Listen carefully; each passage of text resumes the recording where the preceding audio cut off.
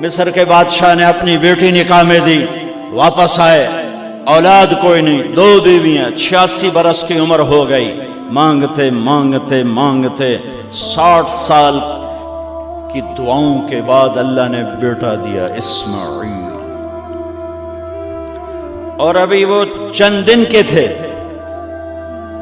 کہ اللہ کی طرف سے اشارہ ہوا، ان لے کے نکل، ان لے کے نکل۔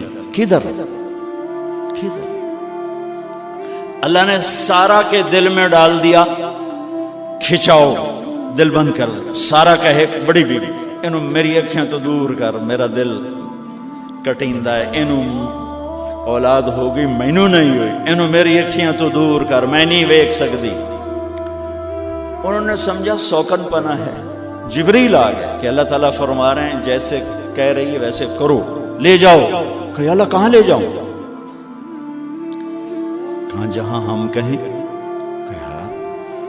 تو اللہ میں جامع کیویں؟ کہا جبریل آئے گا زندگی میں پہلی دفعہ، کائنات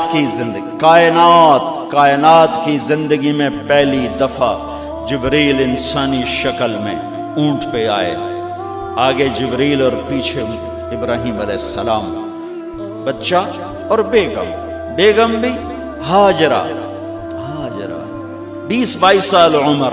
چلو سارا سے بیٹا ہوتا، وہ بھی 80 سال کی ہو گئی تھی، تو ایک عورت زندگی گزار چکی ہے تو اس کو جدا کرنا آسان تھا۔ ہاجرہ شہزادی 20 سال عمر۔ چلتے یہ دن 3 ہفتے لگے، 4 لگے، مہینہ لگا، 2 ہفتے لگے، پتہ نہیں، اللہ ہی جانتا ہے۔ لیکن جب مکہ کی وادی میں پہنچے، جب نہ انسان، نہ درخت، نہ پانی، نہ سایہ، نہ غذا، اور ایک نشیب وادی جس کے چاروں طرف پہاڑ، صفا، مروہ، جبل ابی قبیس اور جبل ہندی یا جبل عمر، آج کل اس کا نام ہے، پتہ نہیں اس وقت کیا نام تھا، اب تو سارے صاف ہو گئے۔ یہ 4 پہاڑوں میں ایک نشیب آیا۔ تو جبریل نے کہا یہاں اپنے بچے اور بیوی کو اتار دیں اور واپس چلے جائیں۔ جب آگ میں ڈالا تھا تو ایک لفظ نہیں بولے تھے، اور ایک طرف ہوا کا فرشتہ، ایک طرف پانی کا فرشتہ کہ ہم آپ کی مدد کریں، کہ اما الیک فلا، نہیں تمہاری ضرورت نہیں، اما اللہ فنعم، اللہ ویکھ رہا ہے، انہوں بچاونا ہوا تو بچا لے سی، یہ ساڑنا ہوا تو ساڑ دے سی، میں تہاڈی لوڑ بھی فرشتوں سے بھی بے نیاز ہو کے۔ اور آگ کی طرف جا رہے ہیں خاموشی کے ساتھ، بس ایک لفظ، حسبی اللہ ونعم الوکیل، حسبی اللہ ونعم الوکیل، تیرے سپرد ہر شے۔ اس خوفناک آگ کے سامنے ایسا صبر، ایک لفظ نہیں بولے۔ جب جبریل نے کہا ایتھے چھوڑ دے ہو، ایک دم یہاں کیسے چھوڑ دوں؟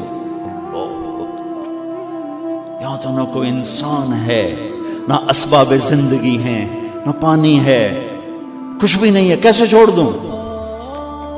کہا آپ کے رب کا فرمان ہے یہیں چھوڑنا، کہ اس بچے کی پشت سے آخری نبی تشریف لائیں گے اور اس وادی کو میں تشریف لائیں گے۔ اسلمت لرب العالمین، ٹھیک چھوڑ دے۔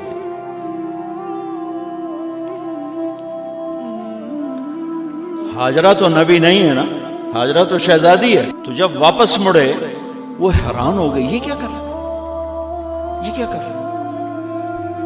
تو انہوں نے پوچھنا شروع کیا، اب کیا، یہ کیا، مجھے کیوں چھوڑ کے جا رہے ہو؟ امر، خاموش، جواب نہیں دینا۔ بچہ گود میں ہے، تصور کرو 4000 سال پہلے دا مکہ میں کیویں وکھائی، میں آپ نہیں ویکھ سکتا تو انہوں کیویں وکھائی؟ کالے پہاڑ، انسان نہیں، ہوا ہوا کی سنسناہٹ، دھوپ کی تپش، پہاڑ کی آگ، پتہ نہیں کون سا مہینہ تھا اللہ ہی جانے، اور وہ جاری ہیں ساتھ ساتھ. کیوں میرا قصور کی ہے، میں نے چھڑیا کیوں بھائی، جاندہ کدے پہ ہیں، کوئی غلطہ دس. چلتے چلتے کدئی پہنچے. کدئی کوئی 3 میل 3 میل. تو ہاجرہ کو خیال آیا یہ اللہ کے نبی ہیں، کوئی اتو نہ گل لائی ہوئے. تو 3 میل کے بعد اللہ امرک، کیا یہ اللہ نے کہا ہے کہ میں نے اتنے چھاڑ دے تو میرے پتر نو؟ اللہ کیا ہے؟ تو ابراہیم علیہ السلام نے سر ہلا کہ اذن لن یضیعنا اللہ. ایک اور ہاجرہ نے جنم لیا. پہلے ایک ماں بن کے سوچ رہی تھی، بیوی بن کے سوچ رہی تھی، اب وہ ایک مومنہ بن کے سوچ ابھری، ایمان والی بن کے سوچ ابھری. اچھا جاؤ، جس رب نے کہا ہے وہ رب مجھے ضائع بھی نہیں کرے گا. میں جب تصور کرتا ہوں میری آنکھوں کے بند ٹوٹ جاتے ہیں کہ اس نے خامند کو جاتے ہوئے کیسے دیکھا ہوگا. پچھا پیکے تک کوئی نہیں جتے اس جاتے بہ جاؤں، کوئی 4 بندے بھی کوئی نہیں، چلو پردیسی صحیح، عزت دا زمانہ آئی، ہر ایک دی بیٹی نو بیٹی سمجھا جاندہ آئی، پیچھے کوئی نہیں ہے. وہ اپنے خامند کو دیکھے جا رہی ہے اور وہ پیچھے مڑ کے دیکھنے کی ہمت نہیں فرما رہے ہیں. جب وہ چلتے چلتے پہاڑ کی چوٹی سے نیچے اترے، پھر وہ بوجھل قدموں سے واپس ہوئی. میں الفاظ کہاں سے لاؤں کہ اس چال میں درد دل میں ہوتا ہے. مجھے لگتا ہے ان کے روئے میں درد تھا. جن پتھروں پہ قدم رکھ رہی تھی وہ بھی رو رہے ہوں گے اس وقت. جو ہوا ٹکرا رہی ہوگی وہ بھی دھاڑے مارتی ہوئی گزرتی ہوگی. چمکتا سورج آگ برساتا ہے، وہ آنسو برسا رہا ہوگا اس وقت. اور ابراہیم جیسی ہستی، عزم کے پہاڑ، صبر کے پہاڑ، جب پہاڑ سے نیچے ہوئے تو ایک دم اونٹ سے چھلانگ لگا تھا. بیوی نے نہیں دکھایا. جب نیچے ہو گئے، بیگم غائب ہو گئی، پہاڑ سے نیچے اترے، پھر یوں منہ کر کے ہاتھ اٹھائے، ربنا انی اسکنت من ذریتی بواد غیر ذی زرع عند بیتک المحرم. میرے رب تو میں نے امر کیتا ایتھے چھڑ، اے جنگل، نہ بندہ نہ پرند، میں چھڑ کے اے جاندہ پہ اسلمت لرب العالمین. ابراہیم علیہ السلام کی زندگی پیغام ہے. ہمیں بیوی بچے چھوڑنے کو نہیں کہہ رہا، ہمیں کہہ رہا ہے جھوٹ چھوڑو، فحاشی چھوڑو، بدماشی چھوڑو، بددیانتی چھوڑو، خیانت چھوڑو، شراب چھوڑو، بدکاری چھوڑو، جوا چھوڑو، ظلم چھوڑو. ہم سے یہ مطالبہ، چھوٹا جا مطالبہ ہے. ابراہیم کے آگے تو 2 بیویاں اور بیٹھی تھیں، ایک سارا، ایک مدین کی ماں، 2 بیویاں. فلسطین کی بستی آباد، سرسبز. ہاجرہ کے پاس کیا تھا؟ کالے پہاڑ، پانی بھی کوئی نہیں ہے. مجھے خیال آتا جب رات آئی ہوگی تو رات کا اندھیرا، پہاڑوں کا اندھیرا، کالے پتھروں کا اندھیرا، گہری وادی کا اندھیرا، ان سارے اندھیروں میں ایک عورت کا تصور کرو، معصوم بچے کو گود میں لے کے جب بیٹھی ہوگی تو تاروں نے ابھر کے دیکھا ہوگا کہ یہ کون مائی ہے. تاروں کو مسکراہٹ سے تشبیہ دی جاتی ہے.